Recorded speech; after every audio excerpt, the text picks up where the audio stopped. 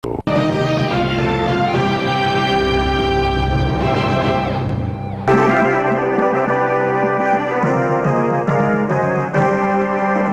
de volta com a Opinião em Debate desta noite com o tema Os jornalistas mais influentes do estado de Goiás. O tema do próximo programa, Pais e Filhos, entendendo os cuidados para educar a nova geração.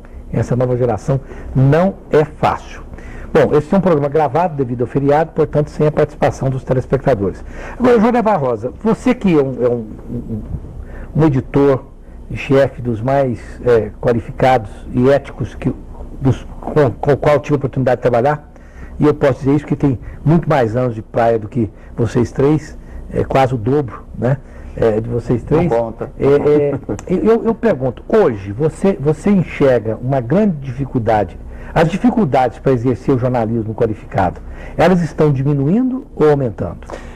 Na minha opinião, elas estão aumentando, sabe por quê? Porque a fiscalização, entre aspas, né, da população, ela também está aumentando. O que acontece hoje? Você tem as redes sociais em que a população participa diretamente. Ela cobra de você a sua ação. Se você não está cobrindo determinados assuntos, ela cobra. Se você não tem opinião, ela cobra. Então, isso é mais difícil. Não é? Ela é mais fácil porque você recebe a informação, porém, o seu comportamento editorial, o seu comportamento de trabalho, ele tem que ser modificado. Né? Então, a partir do momento que você se dispõe a ter essa interatividade com o telespectador, por exemplo, no caso nosso, lá a gente faz muito isso, a gente se baseia na questão da interatividade, você tem a responsabilidade de respeitar esse mesmo telespectador. Agora, a responsabilidade, esse compromisso, isso tudo é sempre mais difícil de você fazer. Né? Então, eu acho que cada dia você tem mais facilidade de ter informação, porém, mais dificuldade de manter exatamente essa linha. Olha, nessa linha, João Nevar, o que você disse que está aumentando, essa pressão dos telespectadores, dos leitores, dos ouvintes, na verdade, o jornalismo ele sofre uma pressão cada vez maior de diversas fontes.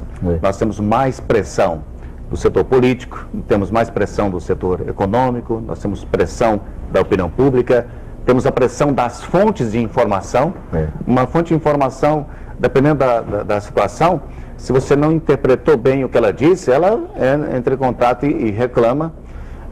Nós temos um conjunto de pressões sobre o jornalismo que negociar esta situação é uma ginástica diária daquelas. Você está muito próximo, né, Altair?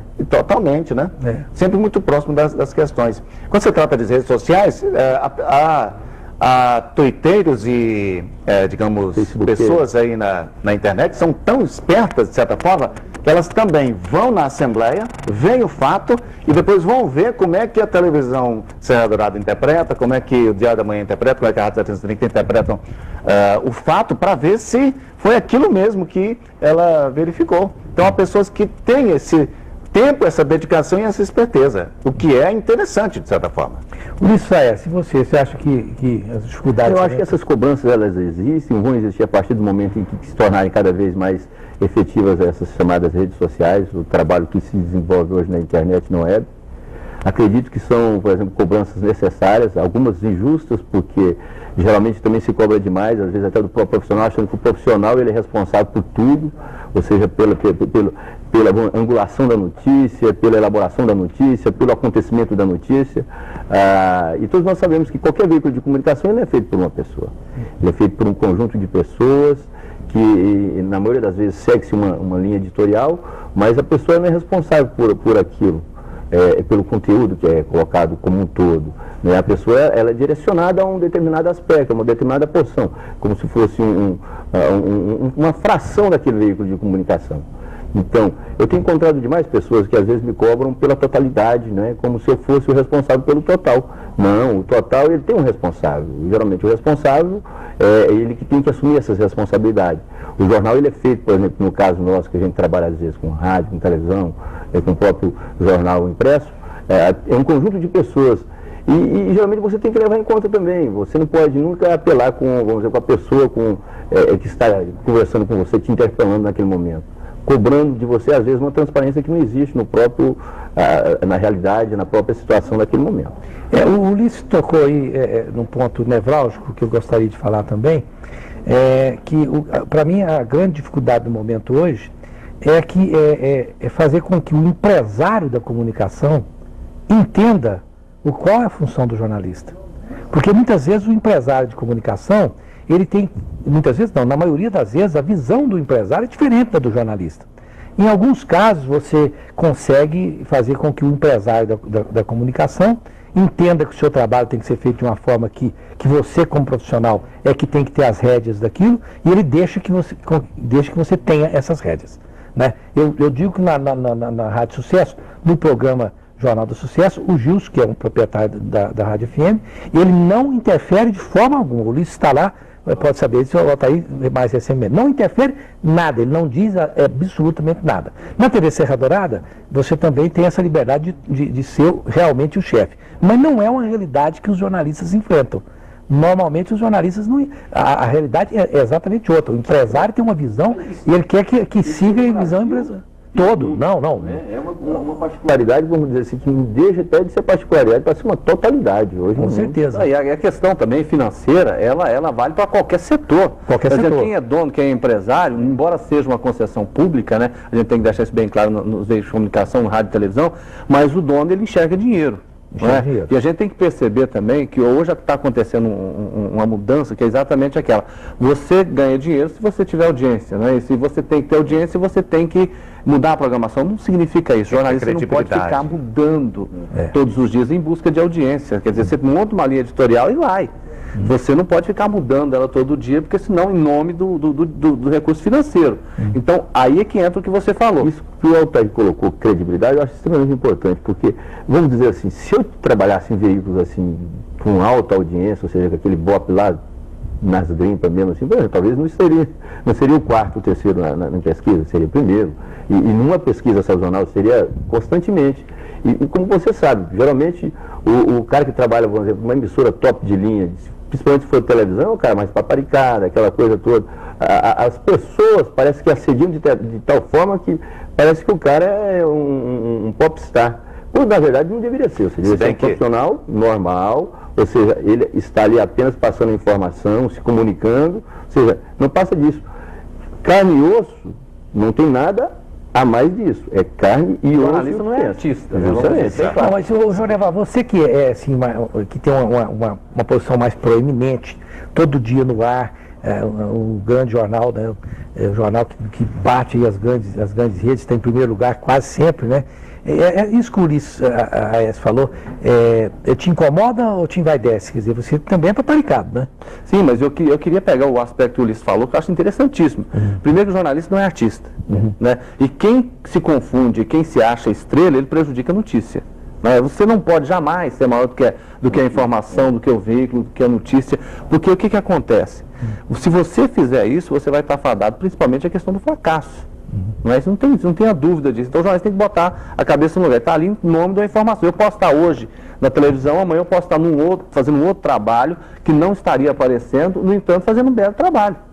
Agora, a guisa para o telespectador entender, Jodevar, mas também você não preconiza que, no caso de televisão, que é o seu caso, né, que o apresentador seja neutro, né? Ele não tenha uma identidade, não tenha assim, uma energia. Né? Não aquela coisa assim do jeito só ler a notícia e pronto, né? Porque antes, você se lembra melhor do que eu, tanto quanto eu, que nós tínhamos uma coisa que eu me lembro que o Sérgio Chapelain, que foi um grande, mas o Sérgio Chapelain, ele da mesma forma que morreram 5 crianças, ele contava a próxima notícia que alguém ganhou na loteria. Quer dizer, a coisa alegre ou triste era com o mesmo padrão. Isso acabou, né? Acabou, graças a Deus. Aliás, uma das principais redes do país teve que mudar exatamente para chegar mais perto de onde o povo está. Exatamente. Tem um pouco de emoção. Né? Hoje você tem que ter opinião. Não adianta. Aquele mito da neutralidade, da imparcialidade, você tem que discutir ele, porque eu dou a minha opinião e a minha opinião é embasada na minha vivência. Mas aí nós tratamos aqui de linha, né? O Jornal do Meio Dia fez história, né, da década de 80, ao ir... Começou em 80, né? 91.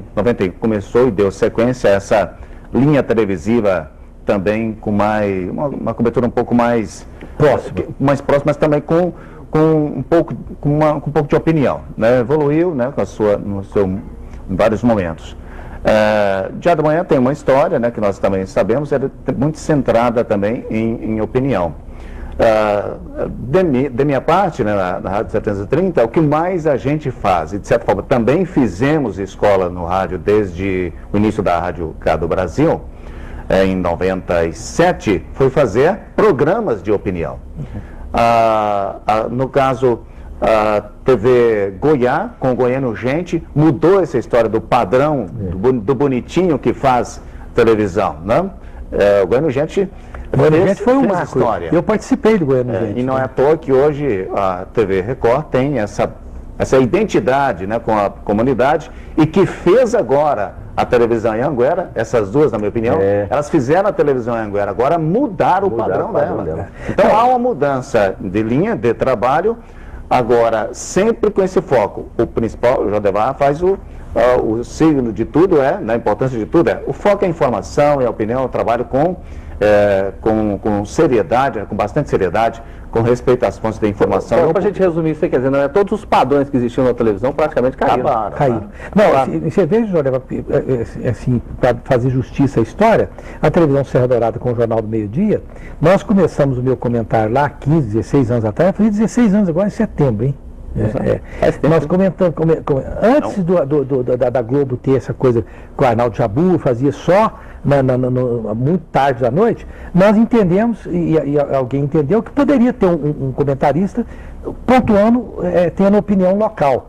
Aí alguns colegas até criticaram na época, como comentarista aqui falando o quê? Enfim, nós fazemos esse trabalho com seriedade e evidentemente que o telespectador, eu não sei, eu gostaria até que os colegas comentassem sobre isso. O telespectador, já que a televisão é uma coisa muito forte, nós estamos na televisão, ele na verdade, ele não se importa que o comentarista, o debatedor, esteja indo contra o que ele pensa. Ele quer a opinião do comentarista, do analista, mesmo que essa opinião não seja dele, para que ele possa fazer o raciocínio. Não precisa jogar para a plateia, né? Eu concordo com isso, mas eu acho que ainda mais é aquela empatia. Por exemplo, se eu opino de uma determinada forma, o telespectador que está do outro lado, o leitor, então o próprio ouvinte, se ele identifica comigo, ele acha que eu sou parceiro dele, que eu sou um irmão dele, eu sou um amigo. Né? Agora, se eu não faço, por exemplo, teço uma opinião que seja de acordo com ele, provavelmente ele vai se transformar como se fosse um adversário, um inimigo, ou seja, vai ter uma impressão negativa de você. Geralmente tem isso, viu? Mas isso é impossível de não ser. Mas se você tiver uma opinião contrária dele, desde que ela seja embasada e séria, ele vai te respeitar. É lógico. O telespectador, nesse ponto, ele é interessante. Porque, assim, depois a gente pode até fazer um paralelo com as redes sociais, que é uma terra sem lei, onde todo mundo fala o que quiser. Em casa, por exemplo, quando você dá uma opinião, essa que você falou aqui, ele sabe, ele conhece o seu passado, então ele vai te respeitar. Ele não vai concordar. Mas não é o que ocorre nas redes sociais. Não é. Não. As redes sociais, diferente. O cara é grosso, o cara vamos dizer assim, mal educado com você. Se você fala uma coisa que não concorda, você mexeu tocou o dedo na ferida dele, ele já começa a te agredir. Ou seja, porque ele acha que lá é uma terra sem lei. E às vezes de uma forma brutal, né? Eu me lembro que recentemente eu fiz um comentário na televisão Serra Dourada, dizendo que eu não podia concordar de forma alguma com um folheto que foi distribuído para a Marcha da Maconha. Não que eu discordava do direito das pessoas pedirem para legalizar o que quer que seja, ou que não tenha direito constitucional de fazer marcha a favor do que quer que seja, mas eu não concordava que no folheto eles estavam dizendo que a maconha servia para glaucoma, para curar mal de Parkinson e mal de Alzheimer e tudo mais. Quer dizer, não tem nenhuma comprovação científica para isso. E eu me senti profundamente eu senti profundamente tocado, porque meu pai está com mal de Alzheimer.